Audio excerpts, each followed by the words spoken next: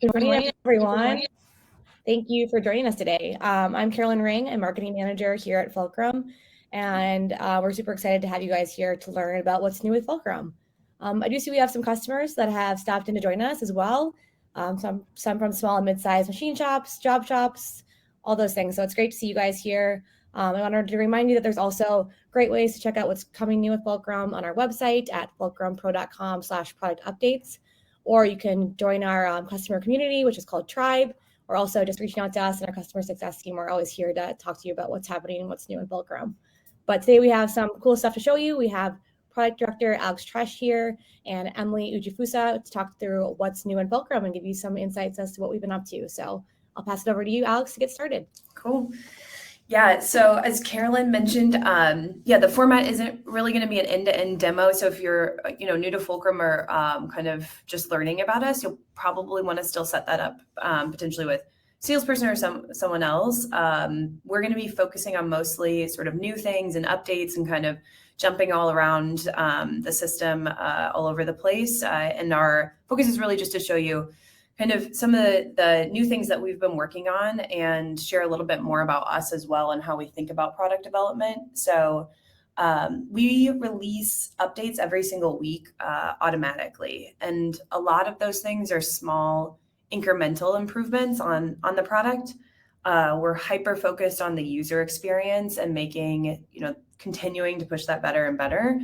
Beyond those small improvements, we're also constantly working on much larger things, much larger sort of overhauls or new features or complete, updates to existing features. So we're going to show both of those types of things today. Emily's going to go through two really large features that we have completely sort of revamped and rethought. And then I'm going to go through just a few examples of those smaller, continuous types of improvements. But before we jump into all of that, a little bit more about why that sort of matters to us as a company and how we think about product development and why we're trying to really push those releases so quickly and frequently. That is a really core tenet of our company and how we think about product development. We are first and foremost a product-led company. And what that really means is that the actual value delivery of the product is the most important thing to all of our teams.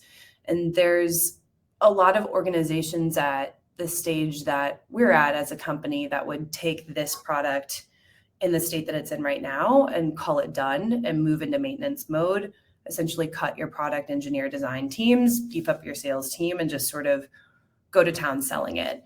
And that's really not us. We're constantly building and we have to be. It just sort of makes sense if you think about your business isn't static. Today, there's no way that your business is the same as it was 10 years ago, 5 years ago, even a year ago. And we intend to be a product that is moving your business forward. So if your business is changing, we have to change and sort of adapt and ideally sort of be ahead of that as well. So for that reason, for us to continue to be a really powerful sort of decision-making tool, it can't become stale. It has to keep evolving. And so we are continually building new things all the time. So yeah, with all of that said, I will hand it over to Emily and she'll jump into some new updates. Yeah, thanks, Alex. So my name's Emily. I'm in product at Fulcrum, and I'm going to show you our new sales order page and our new purchasing planning module.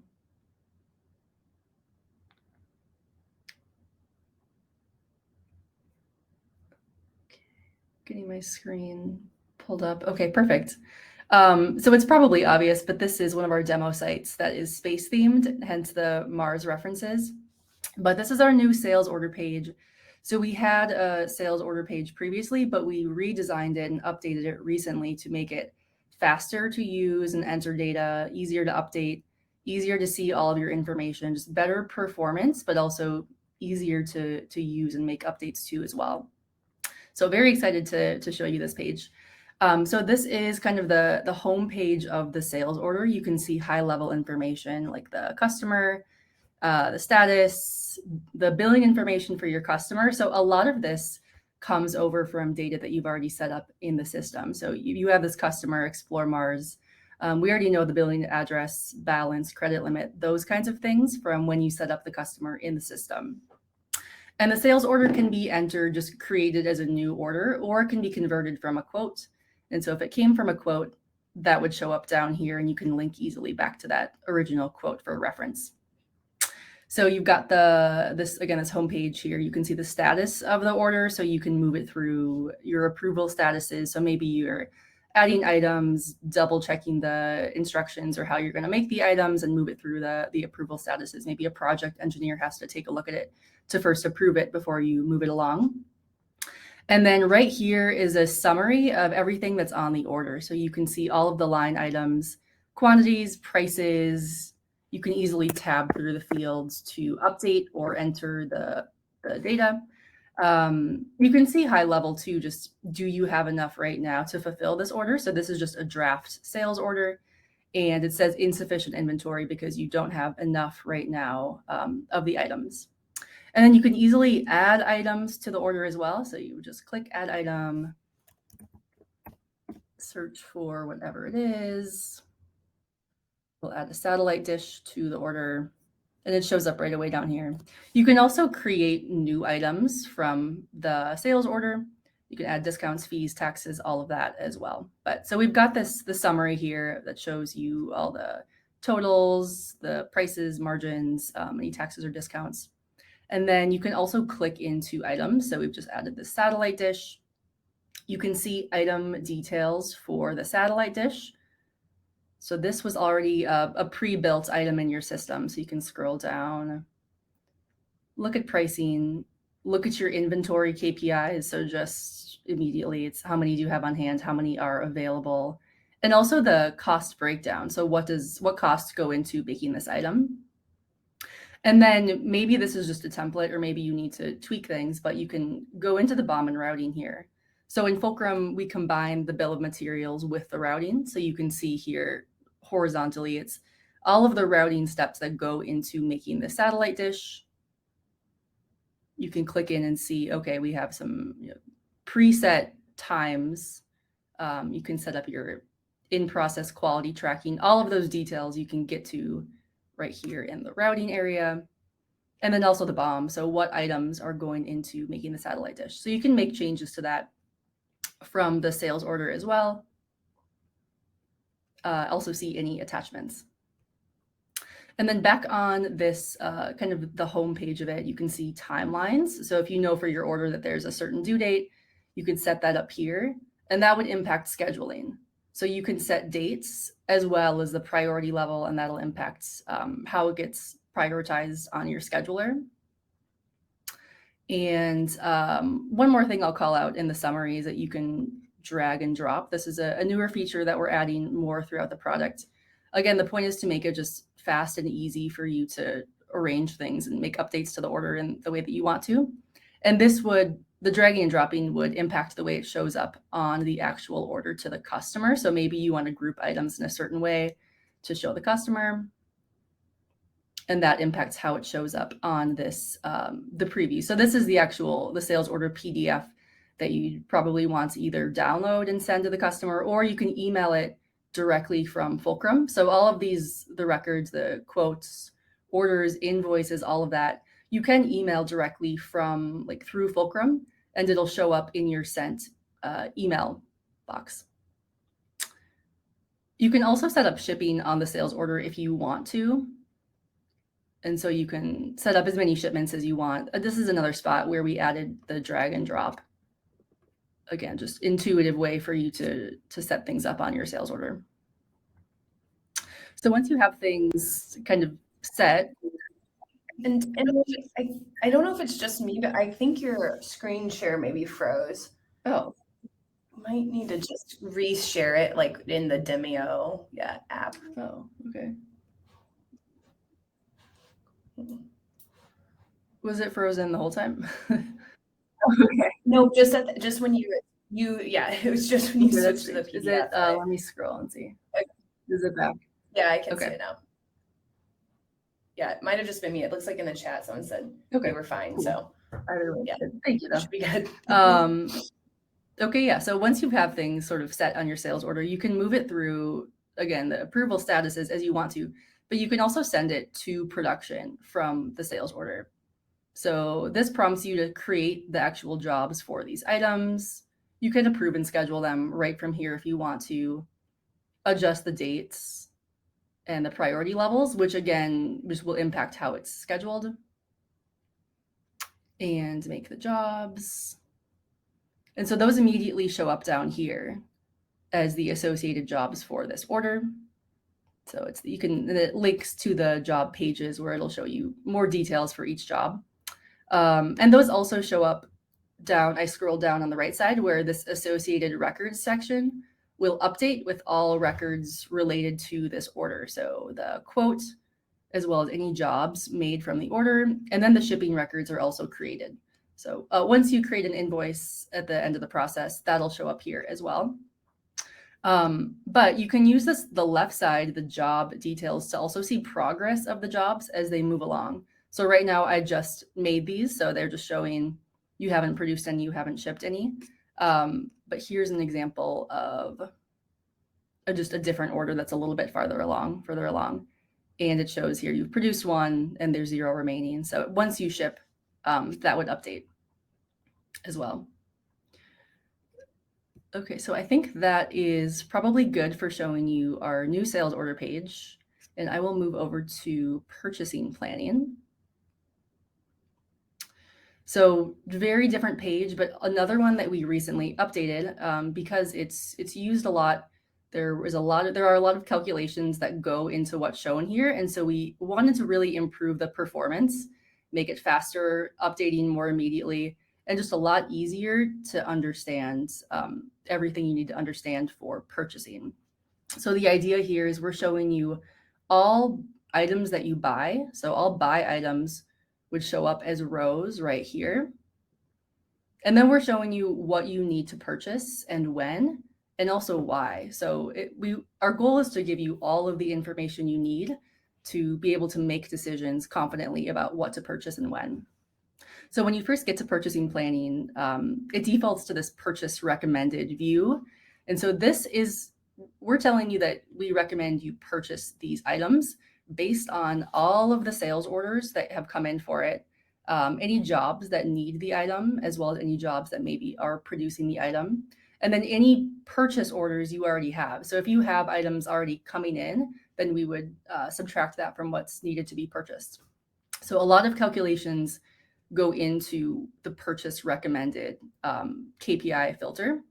And then we're showing you the details here for each item. So we're saying for this fastener, you have 18 on hand. You have a demand of 1,107, but then there's 1 incoming. And so ultimately, we're recommending that you buy this many. And also the associated costs with it. So a lot of information that, again, we wanted to show you in an easy to view way. And then if you click into the actual line, we show you details on the why behind these numbers. So maybe you're looking at this and you're like, do I really need to buy 111 of these fasteners? You can click in and see this graph, which is telling you over time where the numbers are coming from. So you can see here, okay, well, I have this purchase order already out. I'm expected to receive this many in, but then I have 2 jobs that require this item. So that fastener goes into the Silver Moon rover. And so I'm actually going to there's a higher demand. And so that's why it's recommending that I make a purchase. And then this again is just kind of graphing those numbers so you can see over time at what point you kind of run into trouble. So it looks like in January is when you would hypothetically go negative. So you probably want to make a purchase. And so you can just create a purchase order from this page, which I'll get to in a second. But also in the details area, we're showing you the vendor information as well. So you just a high level look at which vendors do you buy the item from? What are their lead times that you at least expect or estimate? And then also what's the cost? So if you need to make a decision, you can just kind of compare your vendor options if there are multiple vendors.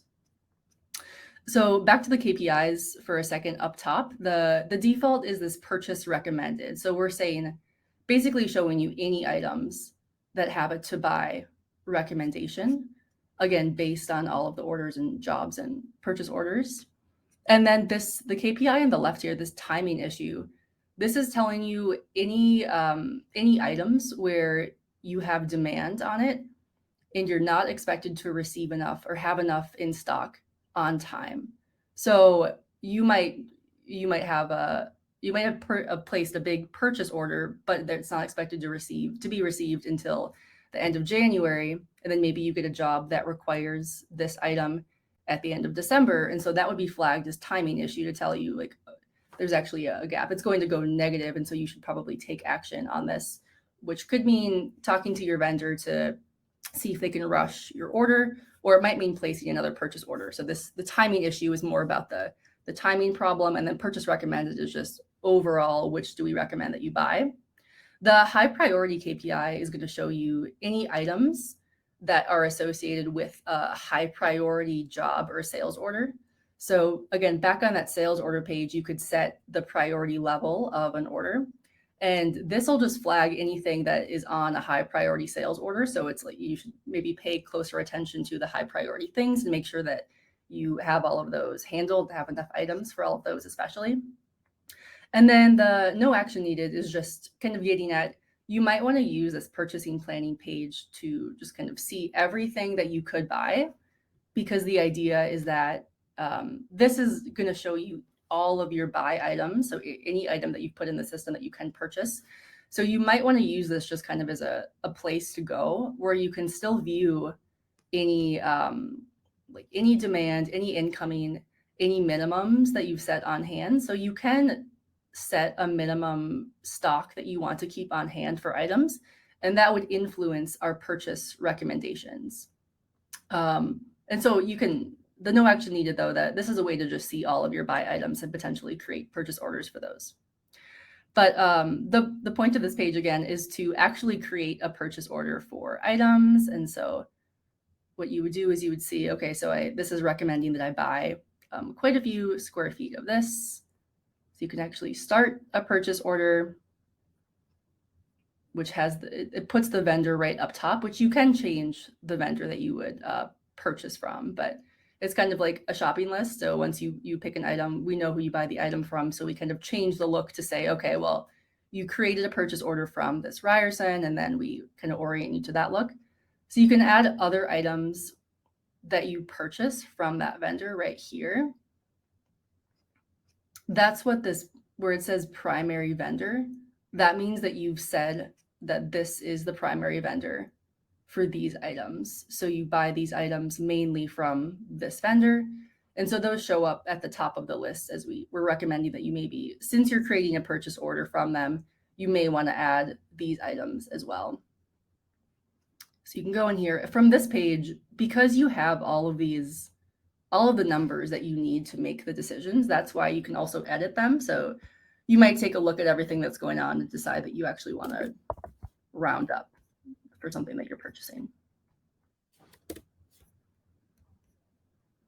And then from here, you can also actually create the purchase order, shows you one more summary here, and then take action there. So that shows up down here. You can link directly to the PO that you just made, and then approve it and actually send it to the vendor to continue on.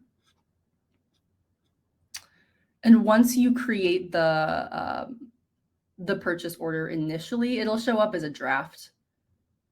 And so we just show those to you here, because when you create a PO in a draft state, it hasn't been sent yet. And so we're not going to deduct it from the recommended numbers until you actually approve it. So we just show you the POs that you've started right here so that you're not kind of duplicating all of the purchase orders that you start. Okay, that was a lot of information. So I think I'll stop there. And I will send it back to Alex, who I know is going to show you a couple of other areas of the product.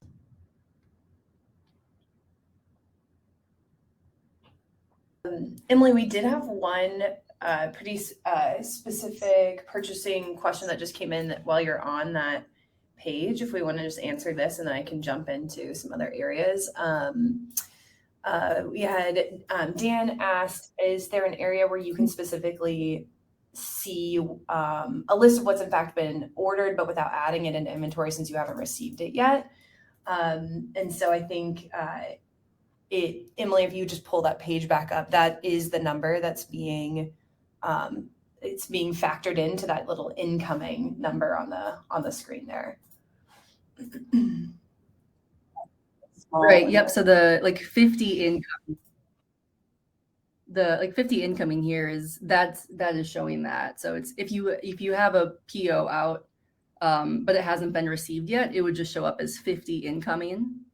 And so we would take that into account with our recommendations. And then once it's received, it would move to be in the on hand category.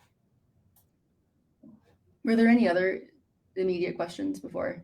I think that was the most, specific purchasing one. So we can jump into these others. Cool. Thank you. All right, so let me switch and share my screen.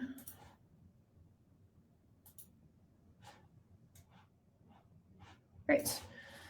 Okay, so I'm gonna just jump through a few things pretty quickly, but kind of like I talked about in the beginning, we have some things that are really big, complete, sort of overhauls or completely new features. Other things we're just doing on a weekly basis to continue to update and improve the usability of the product. So I'm gonna jump through some of those types of things. So this is our scheduler. There's a lot to take in here, but kind of to orient you, it's every column here is a different piece of equipment. Each card here is a different operation for a particular job. And then our scheduling system automatically schedules all of those operations out using information about due dates, capacities, shift schedules, and a lot of other factors to try and get as many things sort of out the door as possible. So it is automatic, but we also allow some drag and drop to move things around or rearrange specific things. So one of the updates we recently made was just around some of the functionality and usability around that, making it easier to grab and move and shift things around on the screen. So we do have some drag and drop ability to move things around and sort of make those micro adjustments, even though the full schedule is sort of auto scheduled out. Another recent update that we've made is, so this is a purchase order grid. So this is just a list of all of your open purchase orders, but it also has data about, how much is in different stages or things late, et cetera. So we try and give as much information as we possibly can in the places that you're just, interacting on a day-to-day. But we recently are adding a lot more downloads from the system as well. So in this example, I'll kind of filter this grid and say, okay, potentially we want to just see, things that were ordered between, say, in June, maybe. Great, so now this is filtered now. It's just the stuff that's ordered on that date. And then I can go ahead and do an export of just those grid results, and then I'll get just a normal Excel spreadsheet of all of that data and can kind of do whatever I need to do with it. So we're adding a lot more functionality to being able to just pivot some stuff around and then dump some data out of the system. And then the last thing is, this is our job tracker. So this is actually the interface for your shop team. So this is opened already to a particular operation. This is a cutting operation. This is where that team would start and stop timers. So we're tracking kind of how long things take, how many units have been completed so far. And we also can have some 3D renderings. We can add, drawings, other things into here as well. But this spot is really, really important in the Fulcrum system, because this is actually how we're able to capture a lot of live data and information and feed it back to the rest of the system. So from this, we have live understanding of how long jobs are taking, whether we're ahead or behind or late. We can update the schedule with this information. We also have information then about, inventory, and that's how we're able to make those live inventory changes and updates. As soon as someone picks something in here, it's going to decrease the inventory level, which then also recalculates everything in that purchasing planning that Emily was just showing. So all that being said, this is a really important spot in Fulcrum because we're, again, capturing all of this, live information and feeding it back to the rest of the system.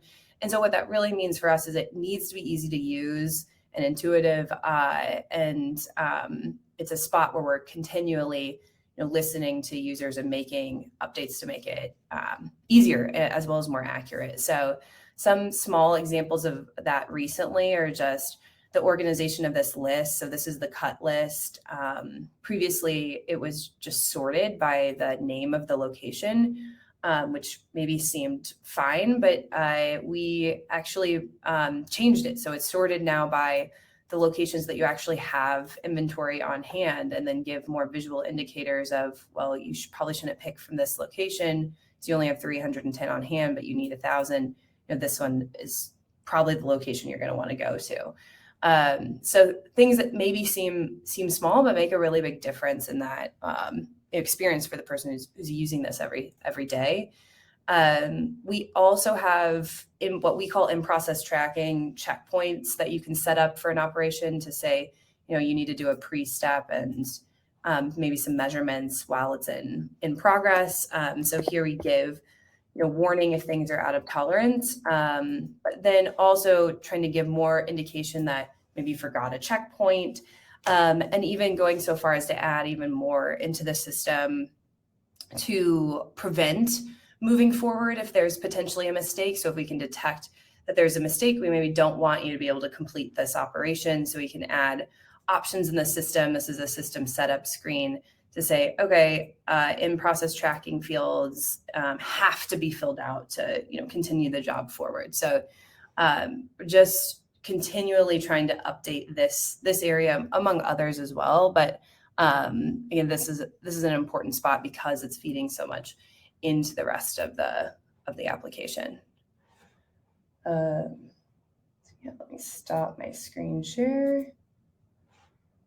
Cool. So yeah, we left time. I think that we have the last 15 minutes of this intended for questions and answers. And so I think we have a few others that have come in and we can answer those as well. So just pulling up the chat now.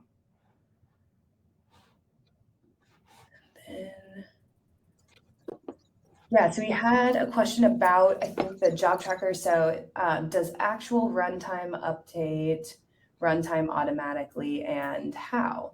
So yeah, I think David, probably what you're asking is, when we capture those actuals from the job tracker, are we automatically updating the estimates for those operations going forward? We don't automatically update them, mostly because there can be a wide variance if there's, there was a mistake or something, like the reason that it took longer. Like you may not want it, I guess is the best way to say it, to automatically update it every single time. So we do have reporting that'll show you like the average length of those operations, and then we can use that to sort of upload and update your the operation estimates. We do have ideas and plans around going forward, how we can better sort of automatically do that and sort of detect or give you recommendations on, hey, these operations probably should be updated, or they're very, off or variant from how they were set up initially, and things like that. But yeah, right now it's not going to automatically change them. We'll spit out reports of kind of what those averages are, and can you can update from there.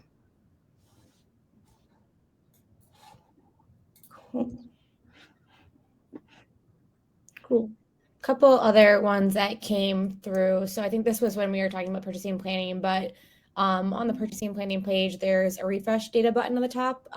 Can you talk through like how often that's updated or how it's updated? Yeah, definitely. So kind of like I mentioned a little bit on the job tracking page, like in purchasing planning, and we have other areas of the system like this too, they really are intended to be live and real time and constantly updating as the underlying data updates. And so for purchasing planning, it's looking at a lot of different data sources. It's looking at your current inventory levels, currently, what you have out on purchase orders already, as well as what you need on all of your jobs or incoming sales orders, and then also what your just minimums are for things. So as any of those factors shift, that all of those calculations need to update and refresh and to give you new recommendations. And so basically it updates pretty much live and automatically as soon as one of those key data points changes. And then there's also a way you can force it to refresh if you think something's out of sync, or you just changed something else, like maybe an item tag or something, some other like property. Can force it to do a refresh. But yeah, that's one of the really key pieces of this, is that as you're picking something from the shop floor, this updates because we now know the inventory level decreased. As you approve that purchase order, this updates because now we know you have something coming in. Cool, makes sense. Another one on the sales order page. Can you change or update the BOM and for a single part that's already in the sales order? Yeah, that's a good question. So you may want to make changes to orders once they've already been started or created. And so you can make changes to parts from the sales order. So you can come in here and update the BOM and routing until a job has already been created and in progress. So until that point, you can actually come in and update the BOM and routing. But once we have jobs in place, then the editing gets locked from the sales order. And so you can go to the actual job page and make changes here. So you can still update the items or the routing steps for this. It would just be from the job page itself, not from the sales order. Awesome. Great. So we had another one just come through. If a PO is going to be late, is there any assistance to reschedule the shop orders that are affected rather than issuing another PO as suggested? There is a setting within our scheduler that will basically do exactly that. It'll take into account your material availability, as well as basically material availability, meaning it's looking at current inventory levels and then the expected receive dates of purchase orders to determine when something could even be scheduled to start.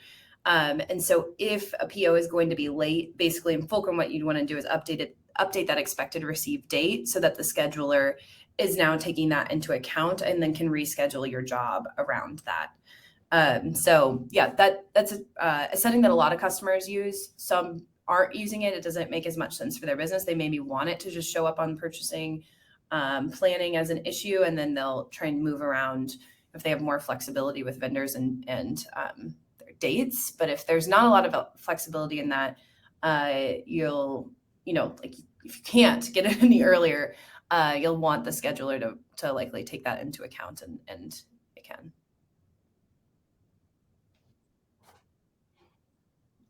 Awesome.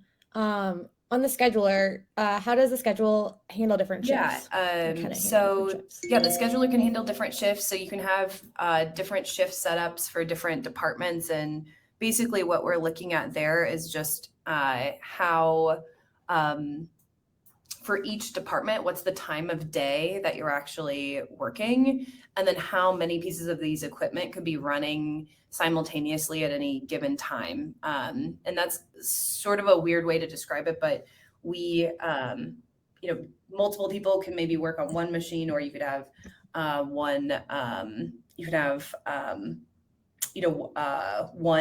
person who's working on multiple machines. Really what we need to know for our scheduler is just how many pieces of equipment can be running at the exact same time at any given moment.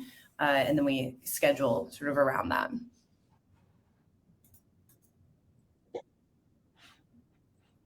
Awesome. Back to sales order. Sorry to keep jumping around. Can each line item on a sales order have a different delivery date? Yeah, they can. So you can go click on a line item and set up unique delivery dates for the different items. So you can set those up here, which would impact the dates throughout the rest of the system, including the scheduler. So you can set those up on the item. Another feature we have is what we call blanket items. So you can create blanket orders as well, or if you knew that you had a really big order for Mars rovers that your customer wants delivered, like 10 per month over the next year, you could set up a blanket order on the sales order as well. And that would create, you could set up unique dates for each of those batches of deliveries as well, all for the same Mars rover. Cool. I think that's all the questions. I'm just throwing into the chat right now all of our email addresses. So if anyone has questions moving forward, if you want to get in touch with us, you can do so on the website or by just shooting us an email, and we'll get you to whoever you need to be with. So thank you all for coming, and we hope to see you on the next one. Thank you.